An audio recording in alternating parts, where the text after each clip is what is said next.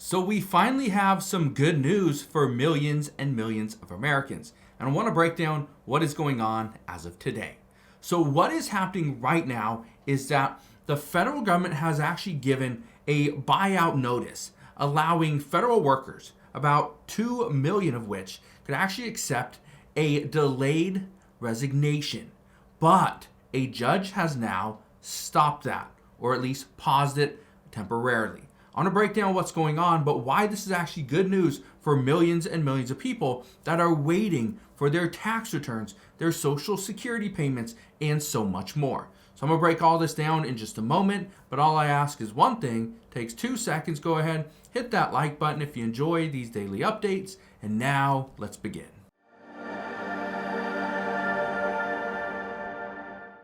So let's get right down to it. Look at this right here. A judge has paused the Trump federal employee buyout offer pending a court hearing. Now, this court hearing is not going to be pushed out for months and months and months. No, this court hearing is actually scheduled for Monday. Just look at this.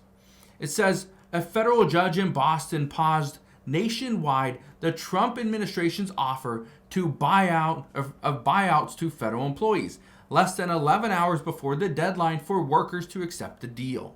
It says Judge George O'Toole Jr. said that his injunction pausing the plan would continue until at least a court hearing Monday, when he will consider arguments on the legality of the buyout. Well, look at this. It says more than 60,000 people, about 3% of the federal workforce, have accepted the offer, which is a key part of President Donald Trump's plan to actually reduce the size of the federal government. So as of today, 60,000 people have already accepted this delayed resignation. And you're probably wondering, well, how is any of this good?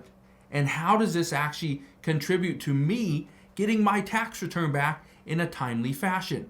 Well, millions of people are about to get at least $3,000. $3,000 of which, because that is what the IRS is already expecting, is going to be the minimum, okay? Or technically the average that people get. It's about $3,000. That's pretty good. That's a decent amount of money that would actually put more food on your table, keep a roof over your head, and keep the lights and the heat on, right?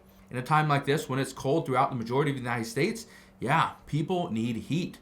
But that's not the only thing. So we do know that the Social Security Administration, they are going to lose employees.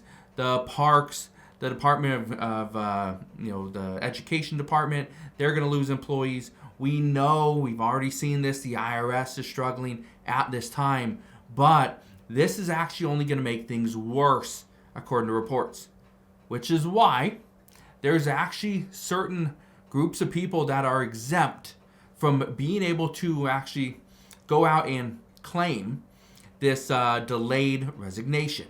They can't accept it because it was never offered to them. Here's one of the groups, the IRS.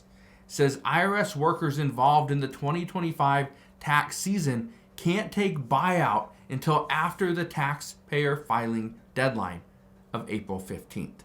So, the good news is that for millions of Americans that are extremely worried about whether or not their tax return is going to come back in a timely fashion, well, guess what?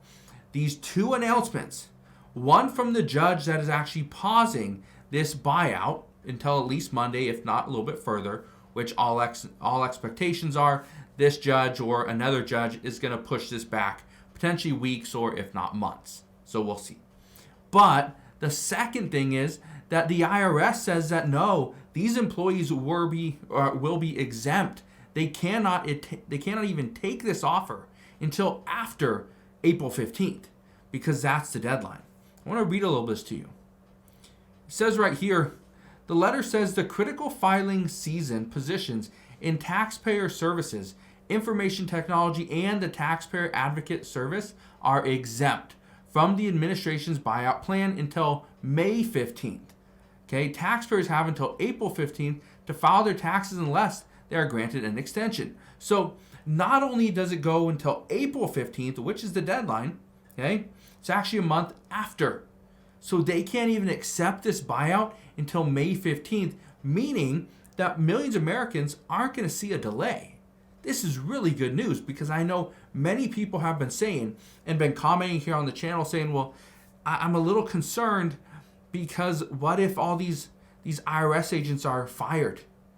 President Trump already said that he wants to get rid of the 88,000 IRS agents that were supposedly hired over the past 4 years.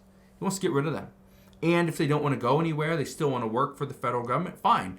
You can go work at the U.S. border and deal with people coming across from Mexico, deal with people leaving the country, deal with the goods coming in, potential drugs coming in as well. You can go deal with all of that. But here's where things are getting interesting. And I've said this before. We are going to see President Trump do some things and say some things that are really, it's not something that Congress wants. And here's one of the reasons why. And this is also one of the problems. 60,000 people have just accepted this delayed resignation, meaning they would actually get paid from tomorrow and all the way until September 30th. They'd get paid, they'd get benefits, right? But they would never have to step into the office. They would never have to work another day. But here's the problem. The federal government and lawmakers have already been discussing this. There is no line item with any amount of money that is there to pay employees for not doing their job. Which means all these employees that are technically going to get paid to not come into work and accept this delayed resignation on September 30th, all these people technically, okay, based off the bills, should not actually get paid.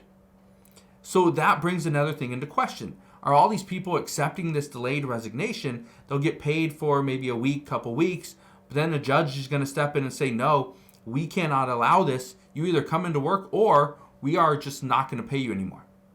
And that's where many people are expecting the federal government is going.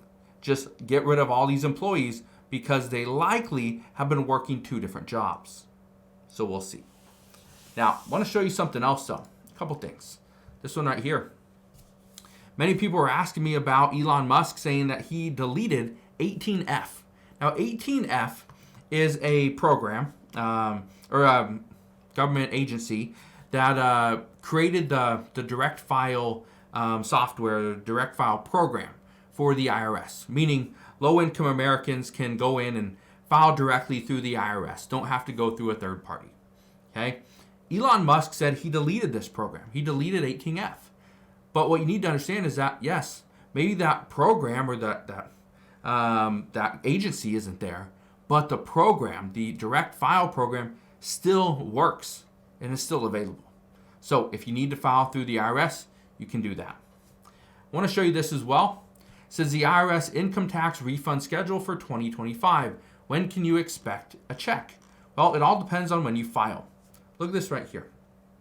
It says, if you file by January 27th, you should get your check by February 7th, which is in just 1 day. Okay. File by February 3rd, you get your refund check by February 14th. Again, that's for direct deposit paper checks. You can add about 7 days. If you file your refund by February 17th, you're going to get it by February 28th, or you'll get it a week later if it's a paper check. File by March 3rd, you'll get yours on March 14th. File on April 7th, you'll get yours on April 18th. File on April 14th, again, the deadline is April 15th. You would get yours on April 25th, or if it's a paper check, by May 2nd. Okay? Now, here's what you need to keep in mind. The majority of businesses typically file right about that last week of April, so like April 7th through April 15th, or they file an extension and go in and do their actual filing in October. Now, here's the reason why I'm bringing this to your attention. If you file closer to the cutoff date, the deadline, April 15th, you're likely going to see your returns take a little bit longer. Maybe a week, most likely not 2 weeks, but that's kind of what we've expected over the past several years. So that's what we know as of today. Again, the good news is if you are filing your federal tax return today or anytime in the next couple weeks, chances are you're not going to see any delays. Okay, if you wait until the second week of April, that's when you could see a delay of potentially another week, possibly two. But again, that's what we know as of today. So if you have any questions regarding the IRS, any questions regarding your federal income tax return, you can always ask your questions down in the comment section below. But again, thank you guys for watching. Consider subscribing, and I'll see you guys on the next one.